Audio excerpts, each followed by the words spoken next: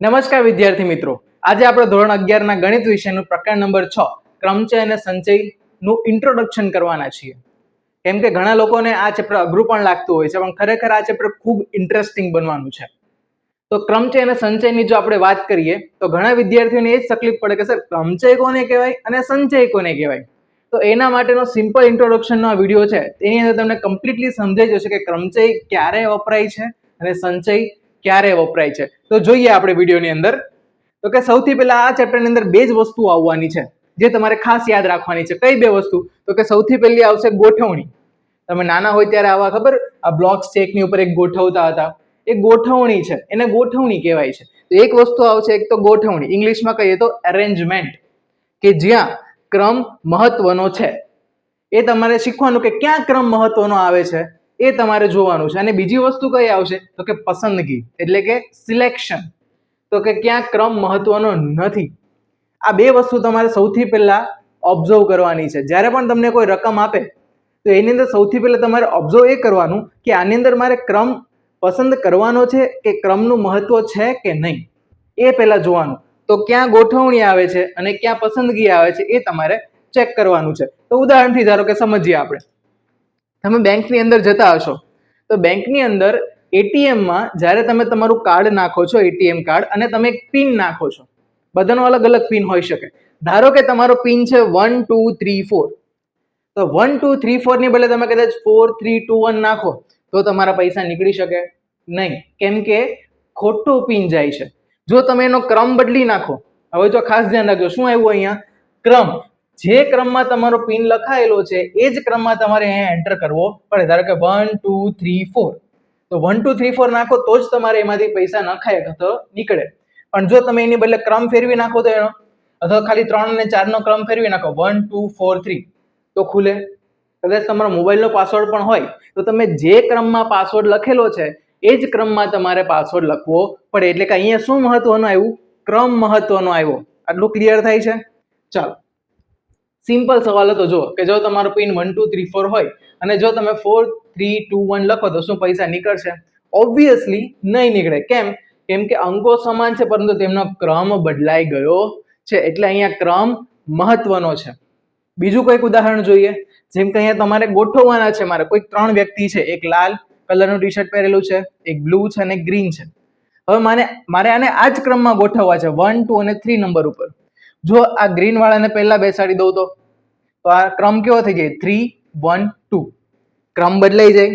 વ્યક્તિ આગળ પાછળ થઈ જાય તો એનો ક્રમ બદલાઈ જાય છે. મીન્સ કે જ્યારે મારે કોઈ વ્યક્તિને ગોઠવવા હોય ત્યારે ક્રમ મહત્વનો છે. એવી જ રીતે કોઈક રેસની અંદર જ્યારે તમે ઇનામ લેવા માટે જાઓ છો તેની પોઝિશન ફિક્સ કરેલી હોય, પહેલા નંબરે, બીજા નંબરે, ત્રીજા નંબરે. જો એ વ્યક્તિને આડાવડા ગોઠવી દઉં તો ચાલે, બીજા નંબર વાળાને પહેલા નંબર ઉપર ગોઠવી દઉં તો નહીં. એમાં પણ ક્રમ મહત્વનો છે. મીન્સ કે આ બધી બાબતો એવી હતી કે જ્યાં ક્રમ મહત્વનો છે. તો જ્યાં પણ ક્રમ મહત્વનો હોય ત્યાં તમારે શેનો ઉપયોગ કરવાનો હોય? તો કે ક્રમચયનો ઉપયોગ કરવાનો હોય. સિમ્પલ વસ્તુ છે. જ્યાં ક્રમ મહત્વનો છે ત્યાં તમારે ક્રમચયનો ઉપયોગ કરવાનો છે. એના આપણે ફોર્મ્યુલા બધું પાછળ જોવાના જ છીએ. અત્યારે ફક્ત કોન્સેપ્ટ ઉપર ફોકસ છે કે ક્યારે ક્રમચય વપરાય છે અને ક્યારે સંચય વપરાય છે. તો આટલું ક્લિયર થાય છે કે જ્યારે ક્રમ મહત્વનો હોય ત્યારે ક્રમચય આવે છે. ચાલો, એવી જ રીતના બીજી વાત આપણે કરેલી હતી, પસંદગી. ઓકે, ચાલો, અહીંયા 3 વ્યક્તિઓ છે. આ તમને જર્સી ઉપરથી ખબર પડી જાય કે કોની જર્સી છે. 7 18. ઓકે, મારે કહેવાની જરૂર નથી, કોમેન્ટની અંદર તમે જણાવી દેજો. ચાલો, હવે એમાંથી મારે કોઈક 2 વ્યક્તિની ટીમ બનાવવાની છે. આ 3 વ્યક્તિઓ છે, આ 3 પ્લેયર છે. આ 3 પ્લેયરમાંથી મારે કોઈકની 2 ની ટીમ બનાવવાની છે. તો હું પસંદ કરું છું એક તો આ જર્સી અને બીજી આ ગ્રીન.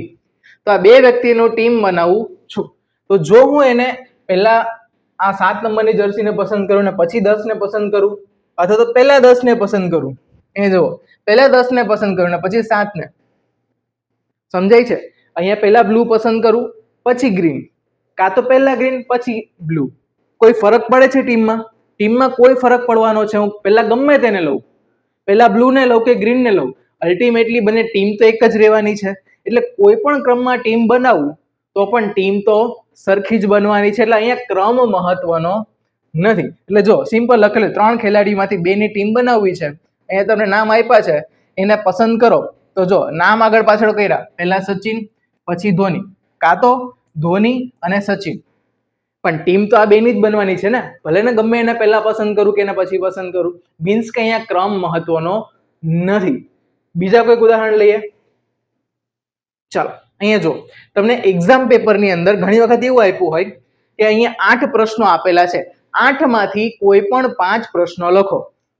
એવું જરૂરી નથી કે પહેલા જ 5 લખવા, કોઈ પણ તમે 5 લખી શકો, આડાઅવડા પણ લખી શકો. એટલે અહીંયા પણ તમારો ક્રમ મહત્વનો નથી, ખાલી તમારે શું કરવાના છે, કોઈ પણ 5 પસંદ કરવાના છે. ખાસ ધ્યાન આપજો, આ શબ્દ કયો બોલું છું, પસંદ કરવાના છે. સેમ અહીંયા ધારો કે તમારે ફ્રૂટ સલાડ બનાવવું છે, તમારી પાસે અલગ અલગ ફળો છે, જેમ કે સફરજન, ચીકુ, આ કેળું, બરાબર. તો તમે ફ્રૂટ સલાડ બનાવવાના છો, તો અલ્ટિમેટલી બધા ફળો એમાં મિક્સ જ થવાના છે. તમે પહેલા કેળું કાપો કે ચીકુ કાપો કે પછી છેલ્લા સફરજન કાપો, અલ્ટિમેટલી તો બધા મિક્સ જ થવાના છે. તો કોઈ પણ ક્રમમાં એને કાપો, અલ્ટિમેટલી મિક્સ જ થવાના છે. મીન્સ કે આમાં પણ ક્રમનો કોઈ મહત્વ નથી. તો આટલું ક્લિયર થાય છે. જેટલા પણ ઉદાહરણ હતા એમાં ક્યાંય ક્રમનું મહત્વ હતું તો કે નહોતું. એમાં શું હતું, ફક્ત પસંદગી હતી કે તમે આમાં પહેલા કયું પસંદ કરો છો. આટલું ક્લિયર થાય છે. તો જ્યાં પણ હવે પસંદગી શબ્દ આવે ત્યાં તમારે કોનો ઉપયોગ કરવાનો છે, તો કે સંચયનો ઉપયોગ કરવાનો છે. અહીંયા જુઓ, આ જો એક કે જ્યારે માત્ર પસંદગી મહત્વની હોય ત્યારે સંચય વપરાય છે. આ ક્લિયર થાય છે. ચાલો સિમ્પલ ફરીથી એકવાર જોઈ લઈએ. તો કે મુખ્ય શબ્દ કયો વપરાય છે, તો કે એક તો ગોઠવણી. આપણે 2 શબ્દ સ્ટાર્ટિંગમાં જોયા, ગોઠવણી અને પસંદગી. જ્યારે પણ ગોઠવણી આવે મીન્સ ગોઠવણી આપણે ક્રમબદ્ધ કરવી પડે, લાઈનમાં કરવી પડે, તો ત્યાં ક્રમ મહત્વનો છે. એટલે કે જો ક્રમ બદલાઈ જાય તો બધું બદલાઈ જાય. મીન્સ કે ગોઠવણીમાં ક્રમ મહત્વનો છે. અને જ્યારે પણ ક્રમ મહત્વનો હોય એટલે કે એની જગ્યા મહત્વની છે, તો ત્યારે કોણ વપરાય, તો કે ક્રમચય વપરાય. સેમ પસંદગી કરવાની છે, તો 2 માંથી કોઈ પણ પસંદ કરો, એમાં ક્રમનું કોઈ મહત્વ નથી, એનાથી કોઈ ફરક પડતો નથી. એટલે કે ખાલી ચોઈસ કરવાની છે તમારે. અને જ્યારે પણ પસંદગી આવે, ચોઈસ આવે, ત્યારે કોનો ઉપયોગ થાય છે, તો કે સંચયનો ઉપયોગ થાય છે. આટલું ક્લિયર થાય છે. ક્રમચય કોને કહેવાય અને સંચય કોને કહેવાય.